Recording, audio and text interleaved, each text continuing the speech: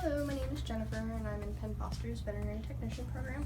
Today I will be working on skill number 10, which is removing a small patient from a middle or upper cage.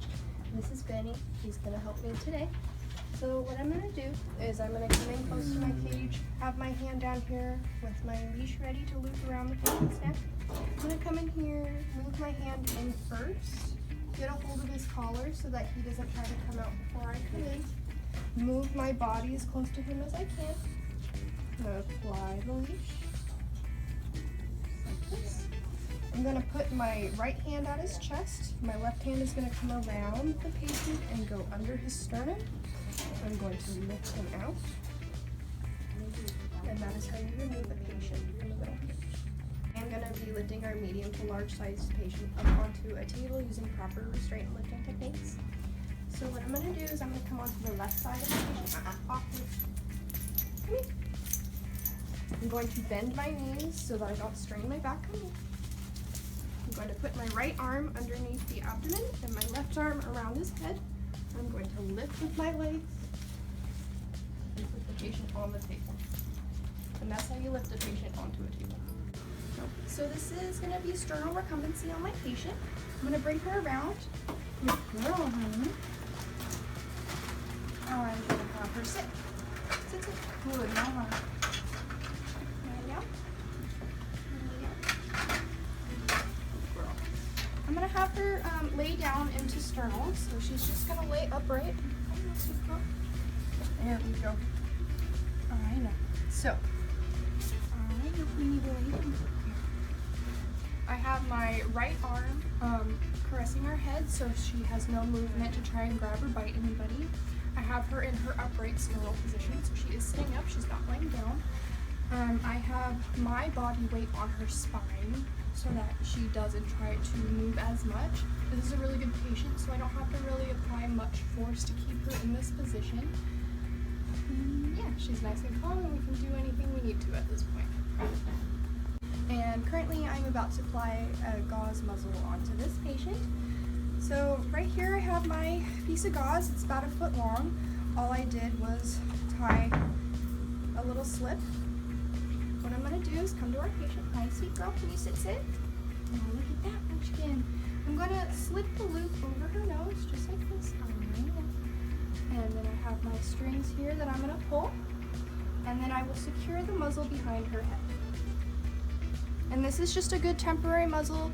This is good, you can just slip it on and then you can put the regular muzzle on top. So that was my gauze muzzle. Now I'm going to grab the nylon muzzle. You have the longest part on the bottom that goes under the chin, and this little strap just goes above the nose.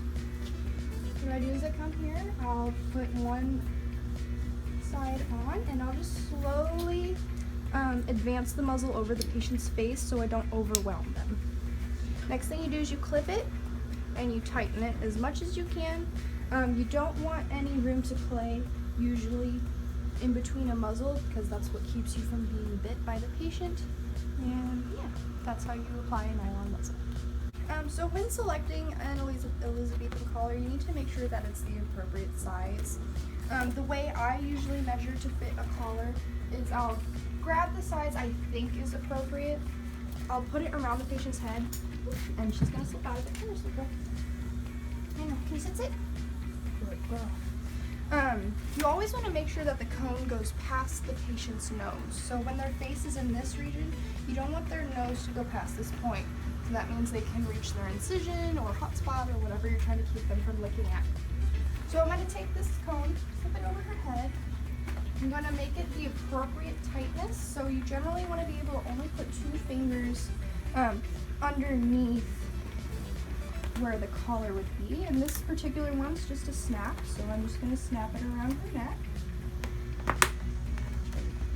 Some cones you have to tie, some cones there's other kinds of plastic slips that are on it. But now I've applied this cone, I'm making sure that 2 fingers can slip under. It's not too tight, not obstructing her breathing.